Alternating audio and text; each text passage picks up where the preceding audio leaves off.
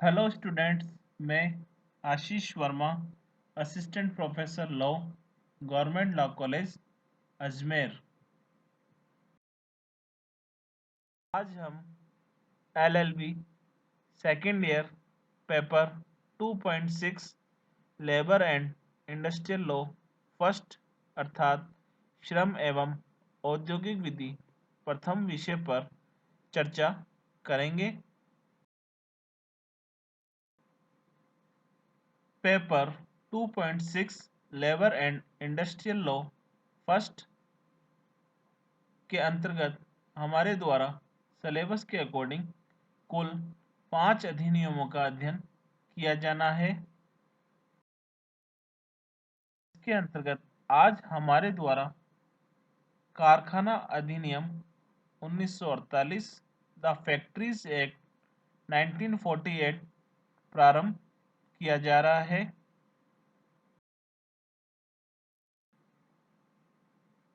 कारखाना अधिनियम 1948 की धारा 1 के अनुसार यह अधिनियम कारखाना अधिनियम 1948 कहलाएगा तथा इसका विस्तार संपूर्ण भारत पर होगा और यह अधिनियम 1 अप्रैल 1949 1949 से प्रभावी होगा। आज हम इस अधिनियम के अंतर्गत कर्मकारों के स्वास्थ्य संबंधी उपबंधों अर्थात हेल्थ मेजर्स पर चर्चा करेंगे।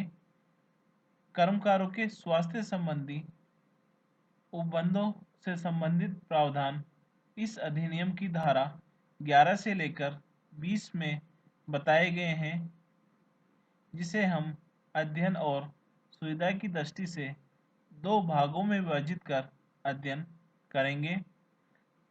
पार्ट 1 या भाग 1 जो कि धारा 11 से लेकर धारा 15 तक है तथा भाग 2 जो कि धारा 16 से लेकर धारा 20 तक है।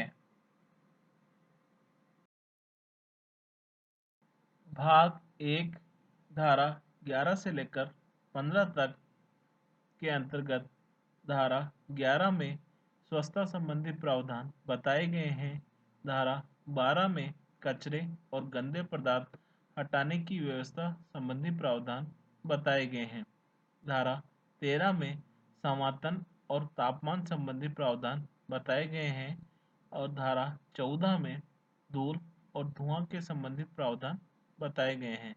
धारा 15 में कृत्रिम नमीकरण से संबंधित प्रावधान बताए गए हैं और भाग 2 जो कि धारा 16 से लेकर धारा 20 तक है के अंतर्गत धारा 16 अत्यधिक भीड़ से संबंधित प्रावधान बताती है, जबकि धारा 17 में रोशनी संबंधित प्रावधान बताए गए हैं और धारा 18 में पीने के जल संबंधी प्रावधान बताए गए हैं और धारा 19 में शौचालय और मूत्रालय के संबंध में प्रावधान बताए गए हैं। धारा 20 में थूकदान संबंधित प्रावधान बताए गए हैं।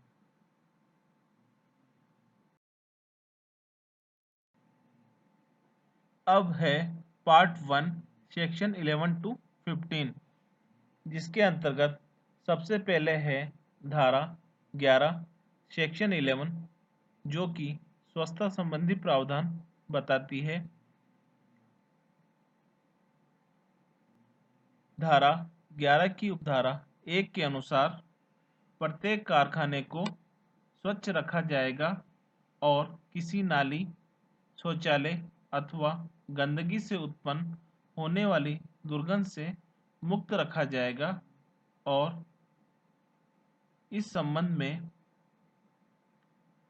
निम्नलिखित सावधानी बरती जाएगी।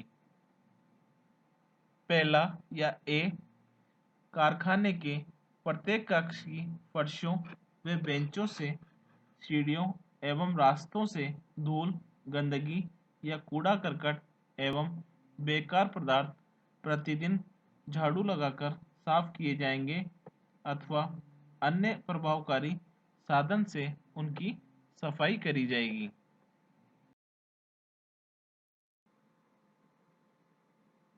बी, इसके अनुसार कार्यशाला के प्रत्येक कक्ष की सप्ताह में कम से कम एक बार धोकर सफाई की जाएगी, जिसमें यदि आवश्यक हो तो कीटाणुनाशक दवाइयों का उपयोग किया जाएगा अथवा अन्य प्रभावकारी साधन से सफाई की जाएगी।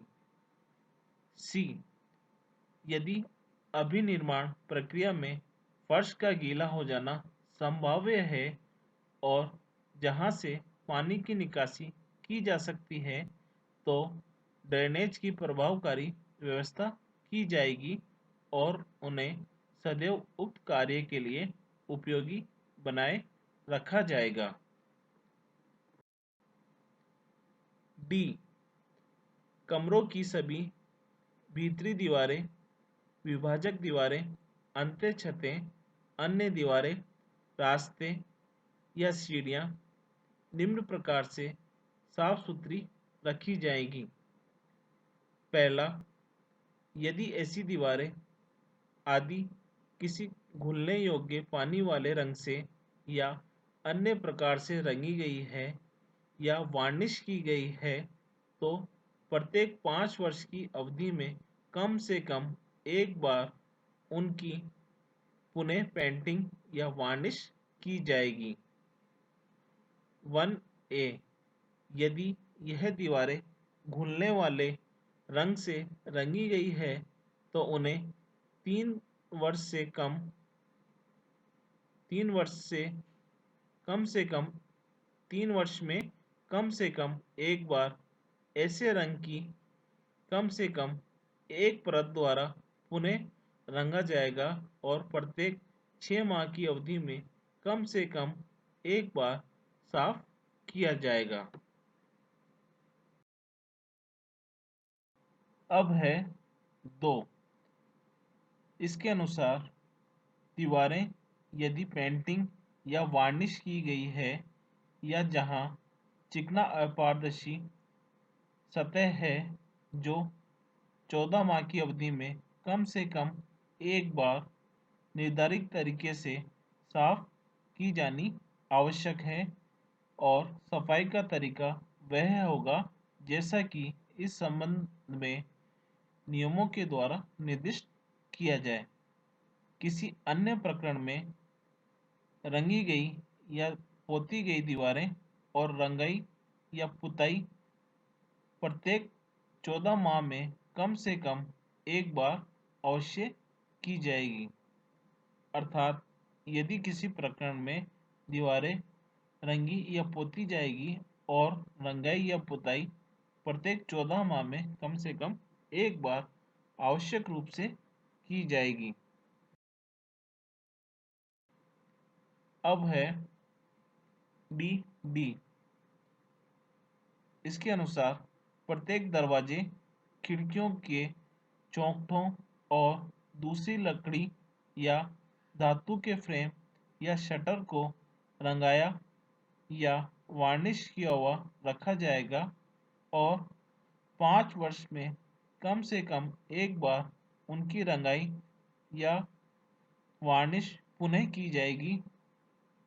यह आवश्यक है तथा ई, जिन तिथियों को ऊपर लिखित खंड घ में वर्णित प्रक्रियाओं की अनुपालना की जाती है, उनका एक रजिस्टर में विवरण दिया जाना आवश्यक है। अधिनियम की उपधारा 2 में बताया गया है कि यदि कारखाने के अधिष्ठाता अथवा अधिभोगी के लिए यह संभव प्रतीत नहीं होता कि वह धारा 11(1) या धारा 11 की उपधारा 1 के नियमों की अनुपालना कर सके, जो कारखाने अथवा कारखाने के किसी वर्ग विशेष की कार्य की प्रवृत्ति पर निर्भर करता है, तो राज्य सरकार लिखित आदेश प्रसारित कर ऐसे कारखाने या कारखाने के किसी भाग को उपयुक्त धारा के उपबंधों से मुक्ति प्रदान कर सकती है और कारखाने को स्वच्छ एवं साफ सुथरा रखने संबंधी कोई अन्य वैकल्पिक पद्धति निर्दिष्ट कर सकती है।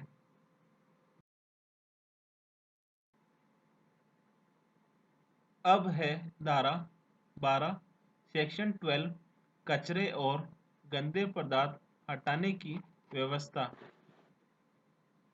उपधारा 1 के अनुसार प्रत्येक कारखाने में अभिनिर्माण प्रक्रिया होने के कारण अपशिष्ट या गंदे पदार्थों को हटाने के लिए प्रभावकारी कार्य किया जाएगा।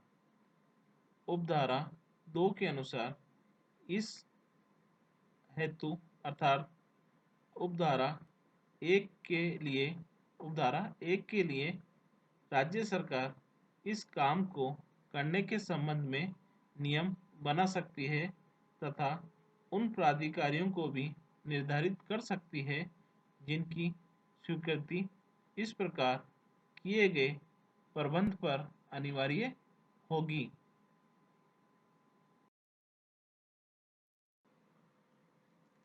अब है धारा 13 सेक्शन 13 संवातन और तापमान वेंटिलेशन एंड टेम्परेचर।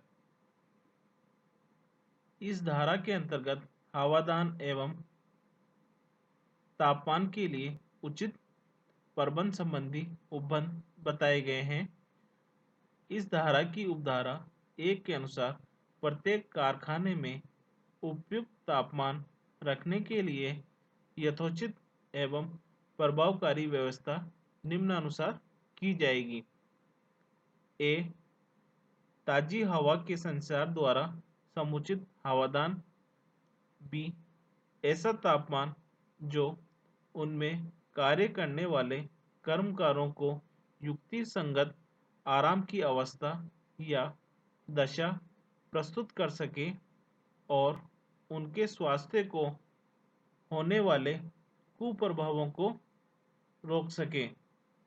और इसके अतिरिक्त निम्न व्यवस्था की जाएगी। पहला, दीवारें एवं छतें ऐसे पदार्थ की बनाई जाएगी एवं इस रीति से बनाई जाएगी कि इससे तापमान न बढ़ सके एवं जहाँ तक संभव हो सके तापमान कम बना रहे। दूसरा, जहाँ कारखाने द्वारा संचालित कार्य ऐसी प्रकृति का है कि अत्यधिक उच्च तापमान उत्पन्न होता है या उच्च तापमान उत्पन्न होने की संभावना है, तो ऐसी स्थिति में कर्मकारों को उच्च तापमान से बचाए रखने के लिए कार्य कक्षों के उन भागों में जहां उच्च तापमान उत्पन्न होता है उन्हें अलग रखने की या अन्य प्रभावकारी साधनों की व्यवस्था करनी होगी। उस कमरे में काम करने वाले कर्मकारों को जहां तक व्यवहारिक रूप से संभव हो बचाने का प्रयत्न किया जाना चाहिए। अब है उपधारा 2 जो कि राज्य सरकार को इस हेतु अधिकृत करती है कि वह समुचित हवादान के मानक एवं उचित तापमान का निर्धारण करके किसी कारखाने के किसी प्रवर्ग या भाग में ऐसी व्यवस्था या साधनों के लिए आदेश दे सकती है। और राज्य सरकार यह निर्देश दे सकती है कि कारखाने में थर्मामीटर उपलब्ध कराया जाएगा और उसे ऐसे स्थान एवं ऐसी स्थिति में रखा जाएगा जैसा कि निर्दिष्ट किया जाए। धारा 13 की उपधारा 3 के अनुसार यदि मुख्य कारखाना निरीक्षक को यह ज्ञात हो जाए कि किसी किसी भी कारखाने में अत्यधिक ऐसे तापमान को किसी उपयुक्त उपाय के द्वारा कम किया जा सकता है, तो वह कारखाने के संचालक को लिखित सूचना के रूप में आदेश जारी करेगा कि कि उसकी राय में किस प्रकार के तरीके से क्रियान्वयन कर एक निश्चित तिथि से पूर्व ऐसा किया जाए। अब है धारा 14 सेक्शन 14 धूल और धुआं, डस्ट एंड फ्यूम। उपधारा 1 के अनुसार यदि किसी कारखाने में अभिनिर्माण प्रक्रिया के फलस्वरूप धूल उड़ती है या धुआं या अन्य ऐसी गंदगी फैलती है जो कि कर्मकारों के लिए कोई कठिनाई या परेशानी पैदा कर सकती है अथवा उनके स्वास्थ्य के लिए हानिकारक सिद्ध हो सकती है, तो इस प्रकार के निश्वसन में और धूल के एकत्रीकरण होने या फैलने से रोकने की उचित व्यवस्था की जानी आवश्यक है। इस कार्य के लिए यदि किसी विशेष उपकरण जैसे एग्जॉस्ट की आवश्यकता हो तो उन्हें भी उचित प्रकार से जहां तक व्यवहार्यता संभव हो कारखानों में उपलब्ध कराए जाने चाहिए और ऐसे उपकरण को धूल एवं धुआं के प्रारंभ होने के स्थान पर उपयुक्त प्रकार से लगाए जाना चाहिए तथा जहां पर इन उपकरणों को रखा जाता है उन्हें जहां तक संभव हो सके ढककर रखा जाना आवश्यक है। उपधारा 2 में बताया गया है कि किसी भी कारखाने में कोई स्थायी आंतरिक दहन इंजन तब तक नहीं लगाया जाएगा जब तक कि उसका धुआं खुली हवा में निकलने संबंधी कोई उपकरण नहीं लगा दिया जाए या कोई अन्य प्रभावकारी उपाय धुएं या गंदगी के संग्रहित होने से रोकने संबंधी न कर लिए जाएं, जो उस कमरे के अंदर काम करने वाले कर्मकारों के लिए हानिकारक सिद्ध हो सकते हैं। धारा 14 के उपबंध उस स्थिति के अंतर्गत प्रभावकारी नहीं होंगे जबकि धुआं अथवा अन्य किसी ऐसी वस्तु की प्रकृति इस तरह की हो जिससे कारखाने में नियोजित कर्मकार के स्वास्थ्य पर कोई कुप्रभाव नहीं पड़ता। धूल के संबंध में स्थिति बिल्कुल भिन्न है। धूल का पर्याप्त मात्रा में एकत्रित होना ही इस धारा के उपबंध को प्रभावित करने के लिए पर्याप्त है। इसमें असावधानी बरतने पर प्रबंधकों को दायित्वाधीन माना जाएगा। अब है धारा 15 सेक्शन 15 कृत्रिम नमीकरण या आर्द्रीकरण।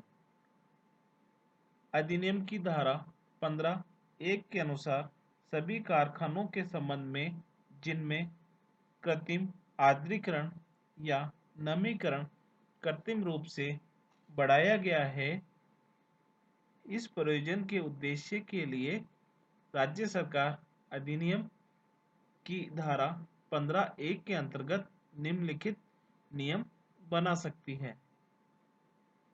ए आर्द्रीकरण के लिए मापदंड निर्धारित करना। बी वायु की आर्द्रता को कृत्रिम उपायों के द्वारा बढ़ाने के लिए प्रयोग में लाई गई पद्धतियों के विनियमन करने के संबंध में। सी वायु की नमी को निर्धारित करने के लिए जांच अथवा परीक्षण करने का निर्देश देने के संबंध में जिससे ऐसी जांच भली भांति की जा सके और उसका प्रलेखन किया जा सके। डी कारखानों के विभिन्न कार्य कक्षों में समुचित रूप से वायु प्रवाह एवं शीतल वायु के लिए उपयोग में लाने वाली साधनों का निर्धारण करने के संबंध में।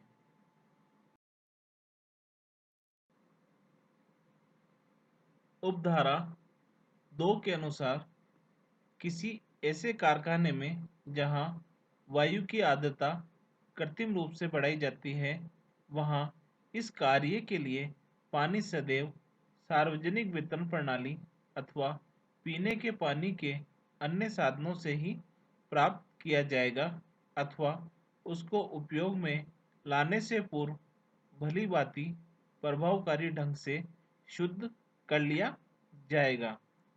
उपधारा 3 में बताया गया है कि यदि किसी कारखाना निरीक्षक को यह प्रतीत होता है कि किसी कारखाने में आर्द्रता को बढ़ाने के लिए काम में लाया गया पानी प्रभावकारी ढंग से शुद्ध नहीं किया गया है, तो वह कारखाने के प्रबंधक को लिखित रूप से आदेश जारी कर सकेगा, जिसमें ऐसे उपायों का उल्लेख किया जाएगा जिन्हें उसकी सम्मति में अपनाना आवश्यक अत्यंत आवश्यक है। निरीक्षक लिखित आदेश द्वारा किसी निर्दिष्ट तिथि से पहले उक्त आदेश की अनुपालना करने की अपेक्षा भी कर सकता है। इस प्रकार राज्य सरकार को कारखानों में वायु की आर्द्रता के मापदंड निर्धारित करने एवं अन्य उपाय उपयोग में लाने के लिए अधिकृत किया गया है। इस प्रकार आज हमारे द्वारा कारखाना अधिनियम 1948 के अंतर्गत कर्मकारों के स्वास्थ्य संबंधी उपाय, जो कि इस अधिनियम के अंतर्गत धारा 11 से लेकर धारा 20 में बताए गए हैं, जिन्हें हमारे द्वारा अध्ययन और सुविधा की दृष्टि से दो भागों में विभाजित कर अध्ययन प्रारंभ किया गया है, जिसके अंतर्गत भाग 1 जो कि धारा 11 से लेकर धारा 15 तक है, तथा भाग 2 जो कि धारा 16 से लेकर 20 तक है, के अंतर्गत हमारे द्वारा आज भाग 1 जो कि धारा 11 से लेकर धारा 15 तक है पर विस्तृत चर्चा की गई। आने वाले अगले व्याख्यान में हमारे द्वारा भाग 2 जो कि धारा 16 से लेकर धारा 20 तक है पर विस्तृत चर्चा की जाएगी। धन्यवाद।